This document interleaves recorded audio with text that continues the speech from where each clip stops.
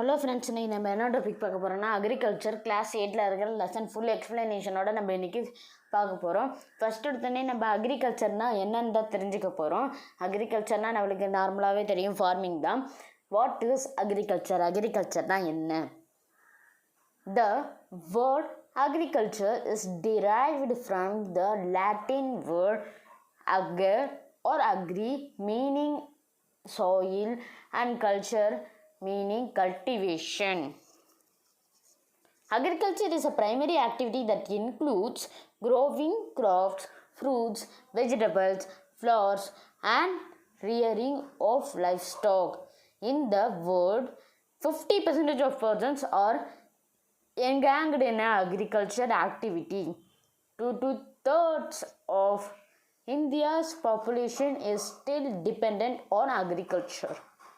இந்த அக்ரிகல்ச்சரில் வந்து லாட்டின் வேர்ட்லேருந்து தான் உருவாச்சு. அதாவது அக்ரினா என்னென்னா சாயில், கல்ச்சர், கல்டிவேஷன்.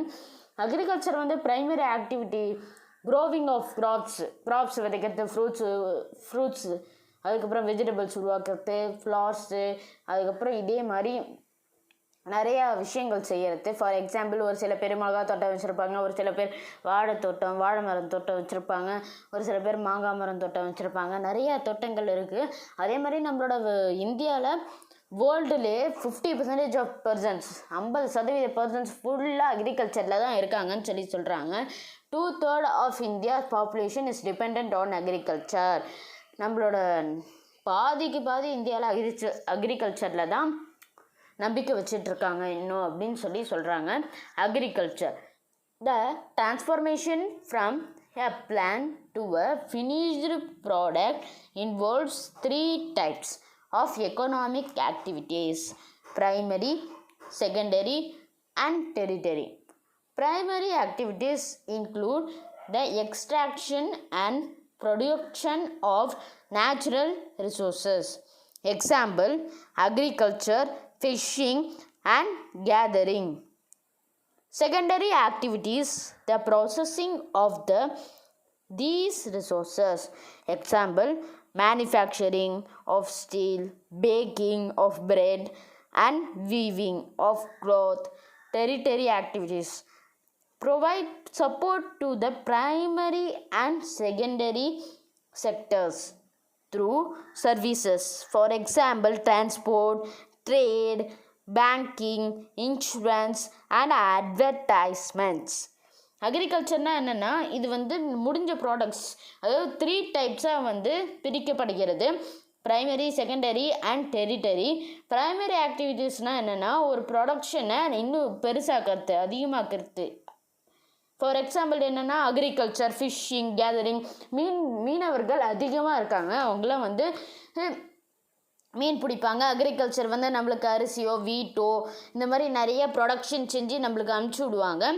இதே மாதிரி செகண்டரி ஆக்டிவிட்டீஸ்னால் என்னென்னு பார்த்தீங்கன்னா, மேனுஃபேக்சரிங் ஆஃப் ஸ்டீல் உருவாக்குறது, ப்ரெட்டு மேக் பண்ணுறது, அதுக்கப்புறம் கிளாத் வீவிங். இவங்களாம் செகண்டரி ஆக்டிவிட்டீஸ். டெரிட்டரி ஆக்டிவிட்டீஸ் இந்த பிரைமரி ஆக்டிவிட்டிக்காரங்களும் செகண்டரி ஆக்டிவிட்டிக்காரங்களுக்கும் சப்போர்ட் பண்ணுற மாதிரி. ஃபார் எக்ஸாம்பிள், ட்ரேட் பண்ணுறது, இவங்க செஞ்சதை, இவங்க விளைச்சதை இவங்க மக்களுக்கு கொண்டு போய் சேர்க்குறது, அட்வர்டைஸிங் பண்ணுறது இவங்களோட ப்ராடக்ட்ஸ். இப்போ ஸ்டீலில் ஏதாவது ஒரு ப்ராடக்ட் மேக் பண்ணாங்கன்னா அதுக்கு ஒரு அட்வர்டைஸ்மெண்ட் மேக் பண்ணி மக்களுக்கு காமிக்கிறது, அந்த மாதிரி விஷயங்கள், அதெல்லாம் டெரிட்டரி ஆக்டிவிட்டீஸ். நெக்ஸ்ட் என்னென்னா, farm system. Agriculture or farming can be looked at as a system. Important inputs are seeds, fertilizers, machinery, labor. Operations involved ploughing, sowing, irrigation, weeding, and harvesting the outputs from the system: crops, wool, dairy, and poultry products. இந்த agriculture இது farming system சொல்கிறாங்க. இந்த சிஸ்டத்துக்கு முக்கியமான இன்புட்லாம் என்னென்னு பார்த்தீங்கன்னா, seeds, fertilisers, next machinery and labours தான். நெக்ஸ்ட் இந்த ஆப்ரேஷனில் யாரெல்லாம் இன்வால்வ் ஆகிறாங்கன்னு பார்த்தீங்கன்னா, ploughing, sowing, irrigation, weeding and harvesting. இதோட அவுட்புட் நம்மளுக்கு என்ன கிடைக்கிது நம்மளுக்கே தெரிஞ்சிருக்கும்னு நினைக்கிறேன்.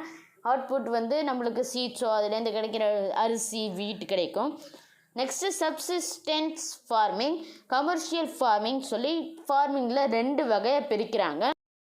இந்த 2 வகையில் வந்து ஒவ்வொரு டெஃபினிஷன் இருக்குது. ஒவ்வொரு டெஃபினிஷனுக்கு என்ன அர்த்தங்கள் ஃபஸ்ட்டு பார்க்கலாம். ஃபஸ்ட்டு சப்சிஸ்டன்ட் ஃபார்மிங், அதோட பிக்சர் கொடுத்துருக்கேன். எது சப்சிஸ்டன்ட் ஃபார்மிங். நெக்ஸ்ட் இது வந்து கமர்ஷியல் ஃபார்மிங். டெஃபினிஷன் என்னன்னு பார்க்கலாம். சப்சிஸ்டன்ட் ஃபார்மிங்னா classified as a intensive subsistent and primitive subsistent farming. இந்த சப்சிஸ்டன்ட் ஃபார்மிங்கில் இன்டென்சிவ் சப்சிஸ்டன்ஸ், ப்ரிமிட்டிவ் சப்சிஸ்டன்ஸ் சொல்லி பிரிக்கப்படுது 2 வகையாக. சப்சிஸ்டன்ஸ் ஃபார்மிங்கில் a type of a farming is practised to meet the need for farmers family. அந்த ஃபார்மர்ஸ் ஃபேமிலிக்கு தேவைப்பட்ட அளவுக்கு மட்டும் அவங்க ஃபார்மிங் பண்ணுவாங்க. அது சப்சிஸ்டன்ட் ஃபார்மிங். இன்டென்சிவ் சப்சிஸ்டன்ட் அக்ரிகல்ச்சர்னா என்னென்னா, the farmer cultivates a small plot of a land using simple tools and more labor. Climate with large number of days with sunshine and fertile soil permit growing of more than crop annually a same plot. இந்த farmer வந்து ஒரே இடத்துல ஒரே plot of லேண்டில் தன்னுடைய சிம்பிளான டூலை வச்சு நிறைய லேபர்ஸை வச்சு ஃபார்மிங் பண்ணுறாங்க. அதுதான் இன்டென்சிவ் சப்சிஸ்டன்ட் ஃபார்மிங். கிளைமேட்டும் அதுக்கப்புறம் சன்ஷைனும் மாற்றி வரதுனால அந்த சாயில் வந்து ஃபெர்டைல் ஆகுது அப்படின்னு சொல்லி கொடுத்துருக்காங்க. ப்ரிமிட்டிவ் சப்சிஸ்டன்ட் அக்ரிகல்ச்சர்னா என்னென்னா, shifting cultivation. A plot of land is cleared by felling the trees and burning them. The ashes are then mixed with the soil and crops are grown.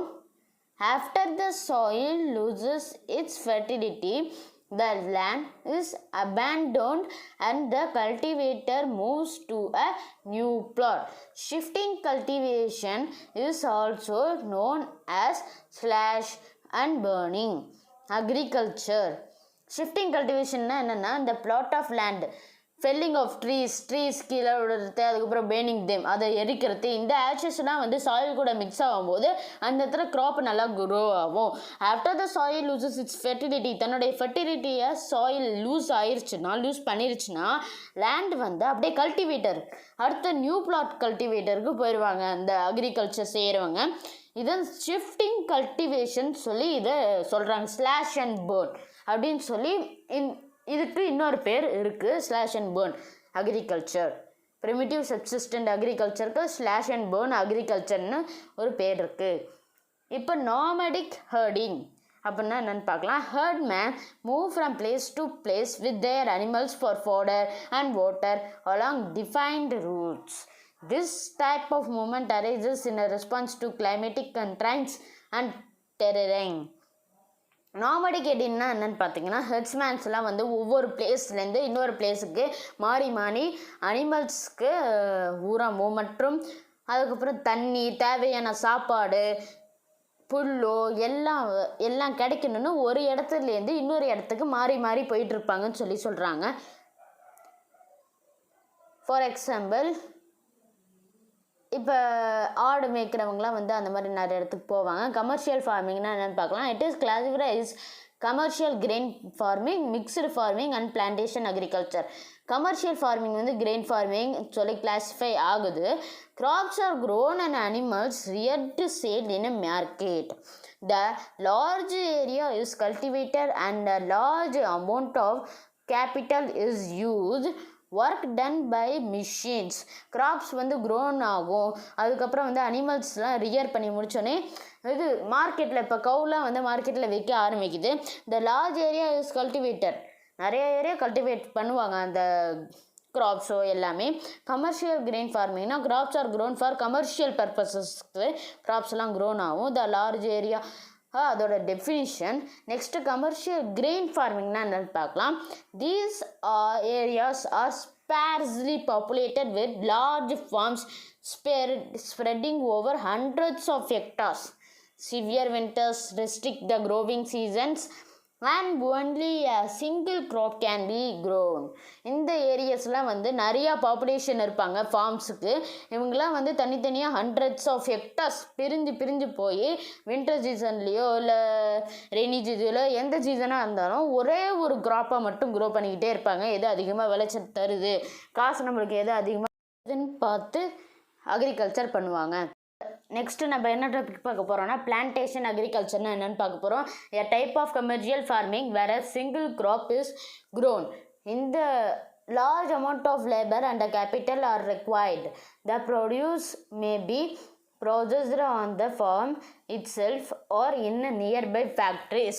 The development of a transport network is thus essential for such farming. இந்த plantation அக்ரிகல்ச்சர்னா என்னென்னா இதில் commercial ஃபார்மிங்னு ஒரு type இருக்குது.